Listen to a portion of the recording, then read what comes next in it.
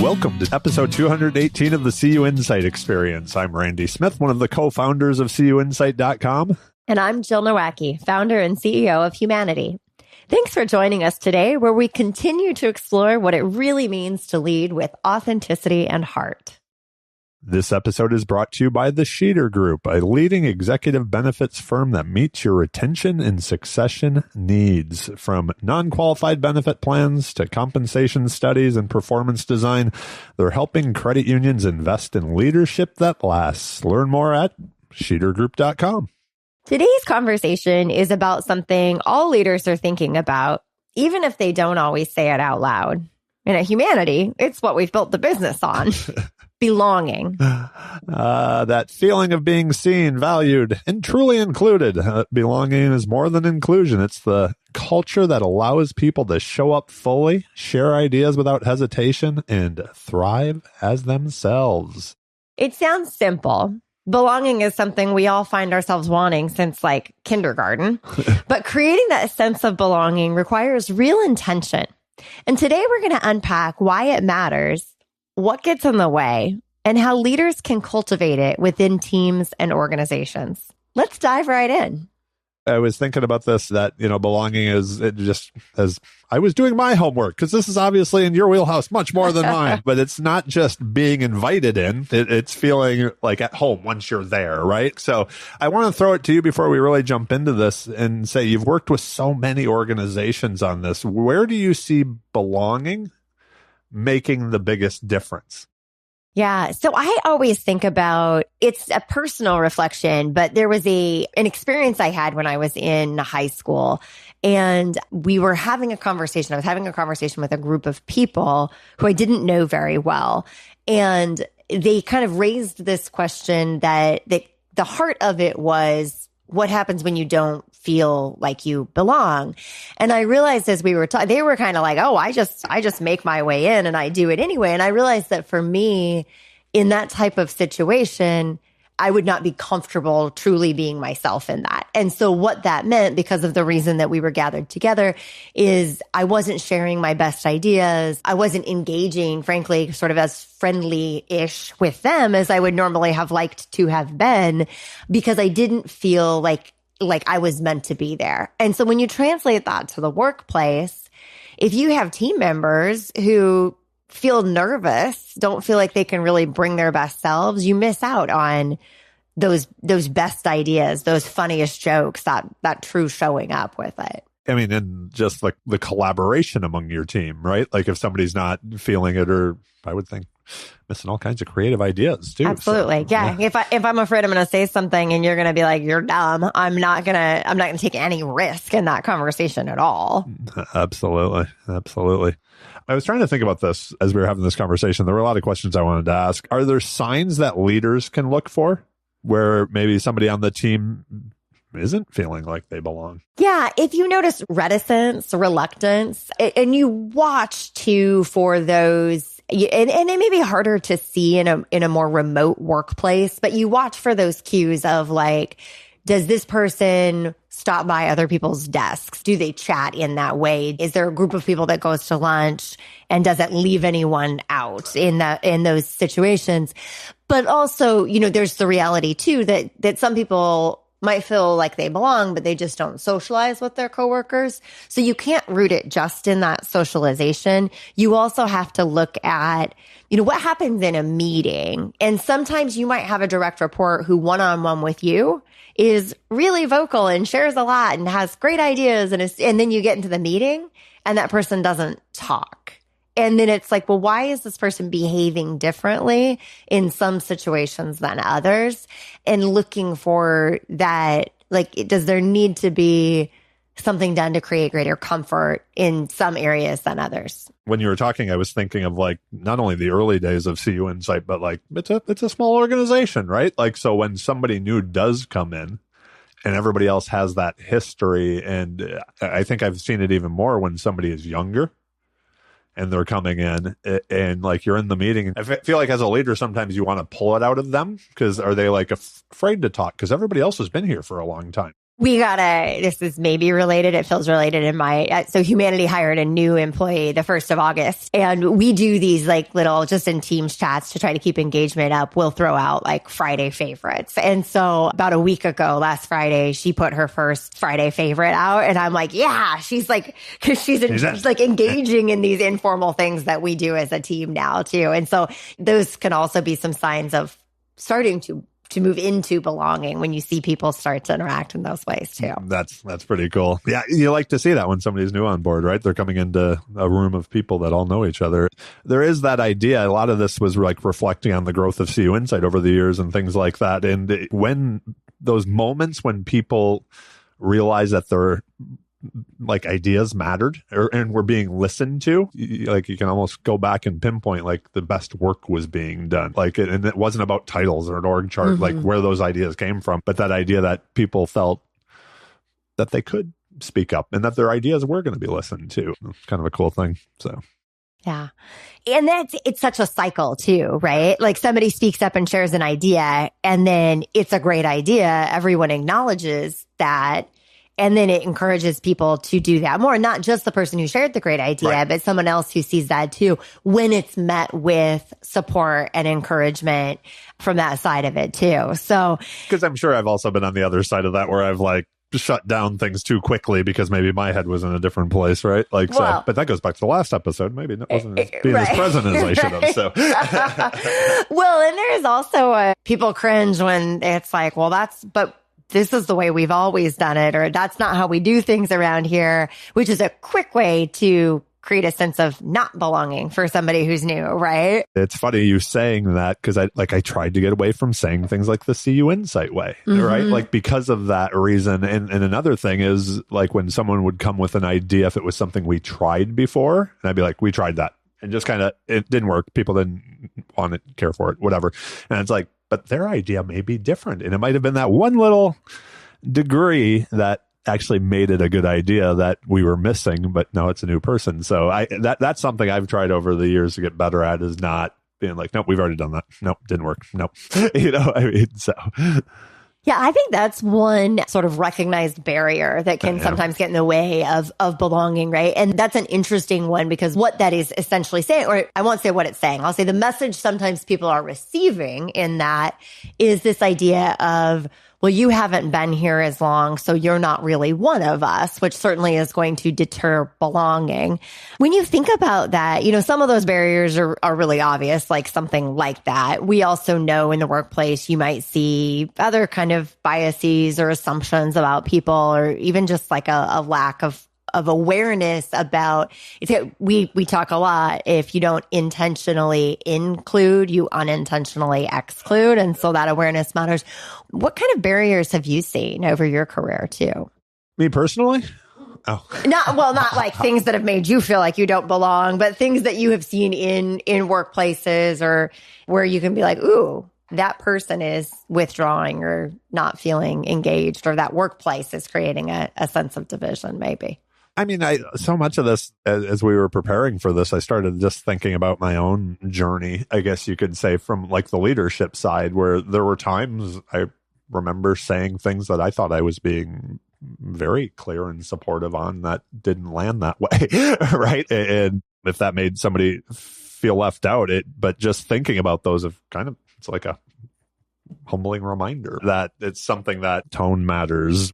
So many times in so many of these conversations, that idea of listening more and listening to understand. And everybody's heard me say it on the podcast for years now that I stole it from you, the tell me more question that you use so many times, and that I've, that I've used on this podcast the whole time to understand. But I think when you give people the time and you listen, probably makes people feel like they belong to be there, or that you value their input, right? So this is the brilliance of your podcast arc here, huh? So we talked about presence last time, and now that we know how to do presence, we can create belonging. Now we can. I like it. Right? All right, good. We're learning here. You said something like those obvious ones too, the biases, even if they weren't intentional. Right. We are like learned creatures, and sometimes we have to unlearn things that we've done in the past, and that to me is important. And I mean, one of the things that I know I try very hard not to do, but it's so difficult at times, is to make assumptions. Mm-hmm. And, that goes back to, we've all lived different experiences. And quite honestly, you hope to surround yourself with people. As a leader, we've all heard it, like, hire people that are smarter than you, or, hire the people that know. You can't know everything. So, your marketer should be better at marketing than you are, right? Like, you hope your CIO knows more about technology than you do, right? Like, I mean, it's just, anyways, I'd say that. So this brings me to a thought. How do leaders like build awareness for themselves of the blind spots that they may have? Because, I mean, right in the term blind, right. we don't see them. So yeah, it's mirrors and windows, I guess, are important. So when we talk about this idea of blind spots, just like when you're driving a vehicle, the blind spot is there, but it doesn't mean you're never, like, you can look over your shoulder, right? You can use a rear view mirror. There are ways to overcome that. You can have your passenger look for you in that case. And it's not dissimilar when you're leading an organization and there may be some things that you are oblivious to. Actually pausing for a minute and auditing, paying attention to what's going on is one. Asking a close, trusted colleague what they're observing, what they're experiencing in your organization with you is another. And actually listening to what they say, not dismissing it because like, oh, well, I didn't mean it that way.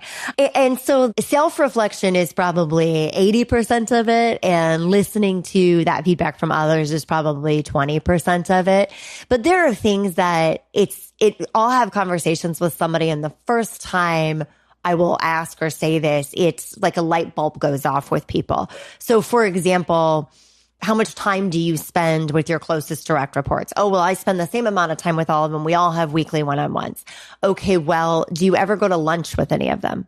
Well, yeah, I go to lunch with Joe because he and I both like the wings special, but Sarah's a vegetarian, so she does. Well, have you ever invited Sarah to lunch? No, I just assume she doesn't want to go. Okay, so it's not an assumption or a bias against from that way, but it's certainly, even if she doesn't like lunch, she probably still wants to be asked, or she wants some other, like, okay, maybe once a week you go for a walk with her or something to that end too. Absolutely.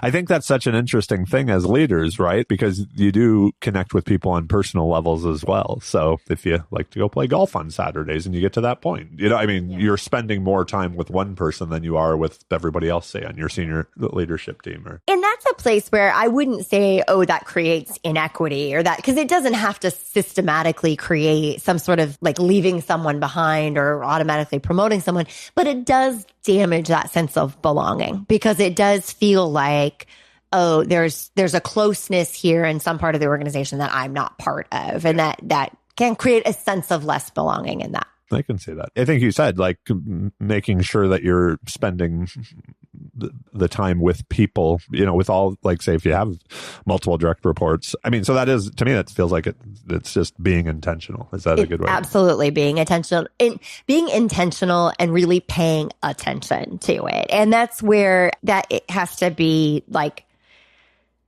I might intentionally invite somebody to lunch, but maybe am I paying attention to how they respond? Because if it's, oh, hey, it's Ramadan and I'm actually not eating lunch right now. Okay, well, catch you afterwards. It's probably not the right answer. Like maybe instead there's a way to engage that person or suggest that, oh, well, would you like to take a walk at lunchtime or something so that you don't take back that offer of time because they're really interested in that connection, but the way they answered you're not necessarily paying attention to the cues that they're giving in that situation, maybe. And I think too that, so when we talk about that idea of like paying attention, it goes back to what you're saying about listening, really listening with that. And I think that's important. When you think about leaders you've worked with over your career and you're talking about like listening, can you think of, you could name a name if you wanted to, but if you don't have a name to name, just like a situation where you observed or saw something and it was like, that person is really listening well. They're doing a good job making the people feel heard. I'm not coming up with somebody like specifically on this, but I know it's something that if I have a conversation with somebody and they bring that conversation back days, weeks, months, years later, it was like, oh, so whether it is a boss or just somebody you meet, it's an interesting thing when you have, like, to me, you have that kind of, maybe it felt like maybe you didn't feel heard in the moment, but then all of a sudden 2 days later, they have another question. Or I was thinking about that. Have you look at this? And you're like, oh, I didn't know I was heard. So even just that, like, something I said was valuable enough for you to remember it. You were still thinking about that after I thought I just caught you passing, right? Like, so that idea of coming back to somebody, and I think about that even in like meetings and things like that, where somebody brought something up and maybe it was at the end of the meeting. And there's a time, everybody has busy schedules, that type of thing. But then all of a sudden the next week you're in a similar meeting and you're like, well, last week so-and-so said, you know what I mean? It's like, oh, that wasn't just passed over. It might have been shelved for the week because we were at the time, but it wasn't not heard. And does that, kind of going back to what you said earlier in the podcast, does that also show everybody else that, you as the leader was paying attention and not just, that's great, and moving on? So how about you? I mean, can you think of people that and you can give names too. If you want.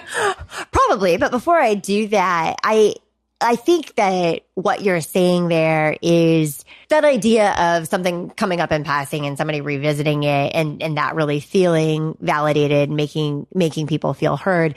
But I think also that, and not to suggest this is what happens 100% of the time when that does happen, but going back to that idea that sometimes as humans, we're just like, next task on the list, next thing to do. And we're moving really fast. And maybe afterwards we're like, oh, I missed an opportunity to validate, include, bring somebody along. And how when you're talking about somebody coming back later and resurfacing that and bringing it back in. And I think what's great about that is it's a reminder that this is kind of like I said with presence, like it's a practice. And so in this same idea, this creating belonging, you can continue to iterate that too. And if you notice that you've made a mistake, it's not like, well, chalk that one up to a loss, better luck next time. You can go work toward fixing that.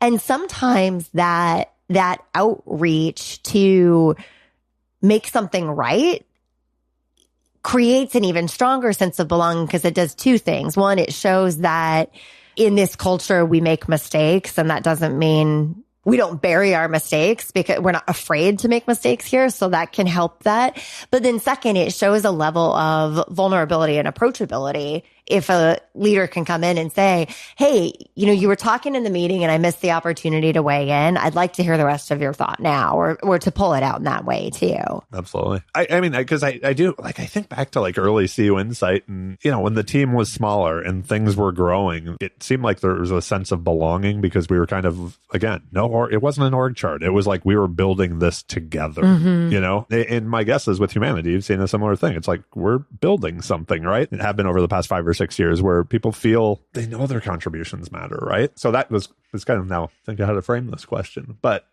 as an organization grows, or maybe it's a bigger organization, say you were the CEO of a small credit union where you're out shoveling the driveway when it snowed, and suddenly you're at a much bigger credit union with a much bigger team.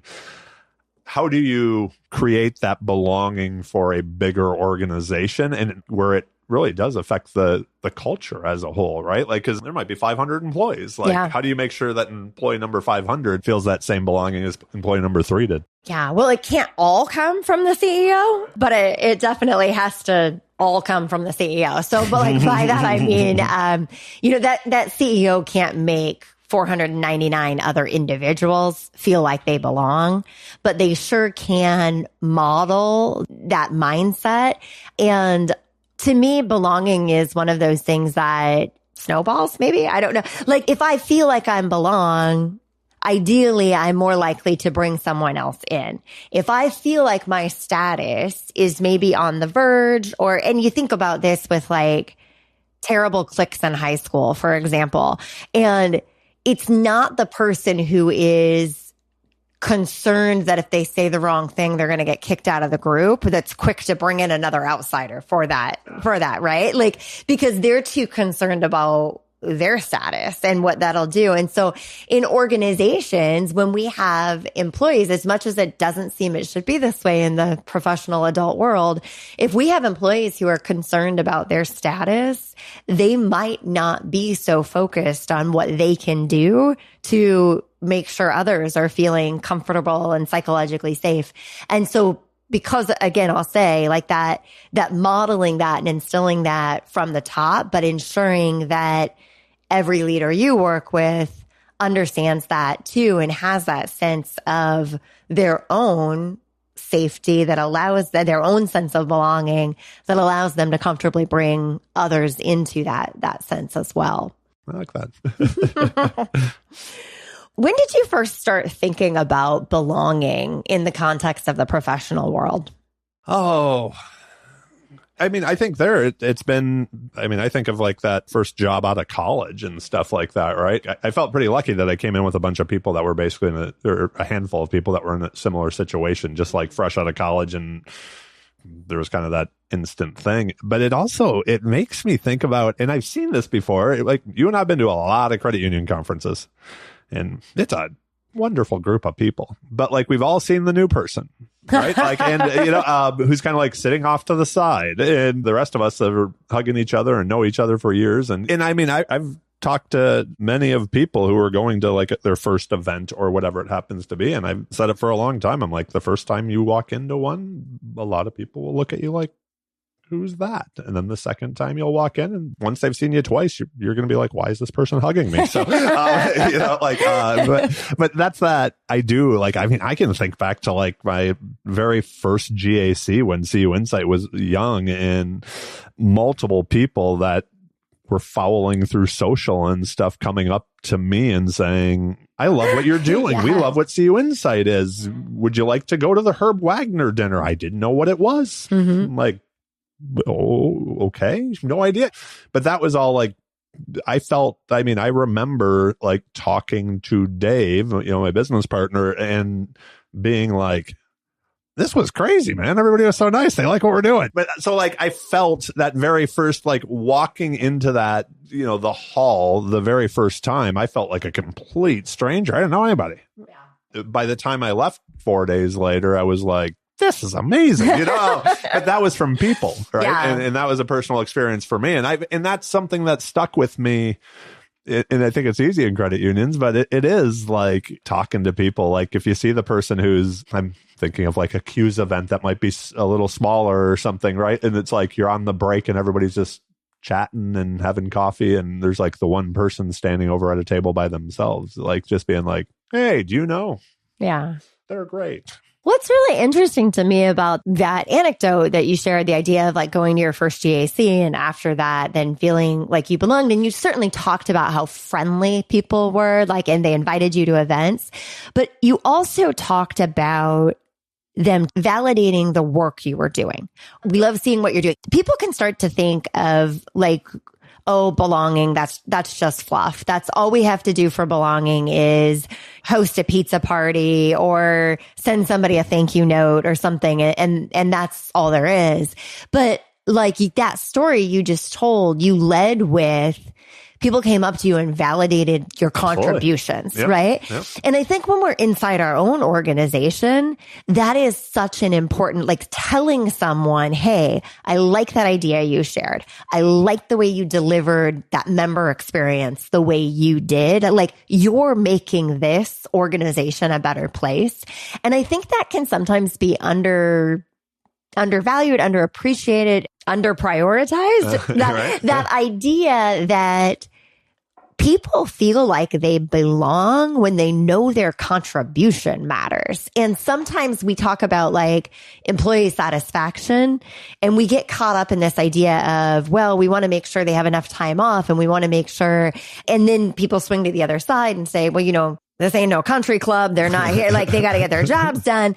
And it's like what truly drives employee satisfaction and that sense of belonging is not being invited to a party. It's knowing that what they're doing for 40 or more hours a week really is valued. And that's what creates belonging in the workplace, I think. Yeah, I think we all want to be valued, right? Of course, yeah. Who doesn't want that? I mean, we know from the demographics that the people that listen to this podcast tend to be leaders, or they'd like to be soon. Is there a lesson that you've learned that you would encourage others? Like if somebody's listening today, right? And I always love to ask you this type of thing, but like if somebody's out there listening today and they're like, geez, I probably haven't been bringing people in the way I should, or they're hearing some of the things that we've talked about and they're saying, I probably should do that. Is there something that you would recommend anybody that's listening to start doing a little more of?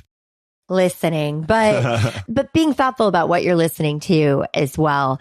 And this idea of, if you ask your partner, hey, what do you want for your birthday this year? And they say, what I'd really like is a wood cutting board. Yeah, you did say that. So, I told Crosby that. I want a remarkable tablet. Like I really want a remarkable tablet. And if I say I really want a remarkable tablet for my birthday, and you say she said she wants a remarkable tablet, but that's boring, I'm going to get her a new e-bike instead. So like an e-bike is great, but if I say I want a remarkable tablet and you give me an e-bike, I'm planting all sorts of seeds here, by the way, and you give me an e-bike. I don't even know what a remarkable tablet is. Is that an iPad or something? We talk about it later. All right. I know what an e-bike is. But it's a nice gift, but I didn't really feel heard. And so you're saying you don't want a Vespa. I know where to use it. We live in Connecticut. And so similarly, if a leader is working with their team members and they say, hey, like asking that question, what can I do to make you feel valued and appreciated? That's a great question to ask. And it's not like you're cheating on the test if you ask that question and get that answer and then you follow up with it. And sometimes I think with gift giving, we can be that way where it's like, well, I don't want to fill an order. They told me they wanted that. I'm going to get them something else because I want to surprise them. Well, like surprise them by showing them you listen to them, right? Like surprise them by truly validating that you heard what they said. And so I think sometimes as leaders, we can act a little bit similar to that where it's like, well, we don't want to ask them what they want because then they think we're just doing it because they told. Like, as a leader, you need to be a lot of things, but you should not expect yourself to be a mind reader. And so if you don't know what it's going to take for a team member to feel belonging, you don't know whether they're feeling belonging today, opening that conversation and engaging with them and then acting on the information you get,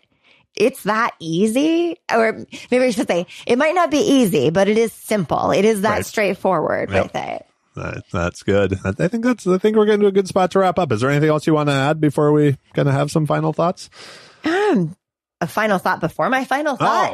We can have a final thought. I mean, it's I think this is a cool conversation. So. I think it's important just this is my pre-final thought, which is that I hope that we've talked about this in such a way that does demonstrate that the meat of this as a true issue that impacts organizational excellence. And this idea that we truly do when we create cultures where every person on our team feels like they're valued, feels like they belong, feels like they can contribute at their highest level, we get better business results. Oh, absolutely. And so, it's not collaboration if it's just one person talking, right? Like, so I mean, I like that. I don't have really a final thought, but maybe I'll throw out an ask or maybe try this, let's call the call to action. How about that? So anybody that's listening there, think of like somebody on your team.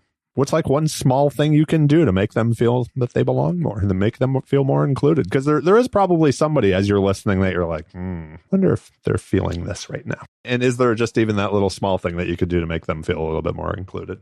I think that's great. And I think my kind of ask or my action is just remember it's a practice. It's a process.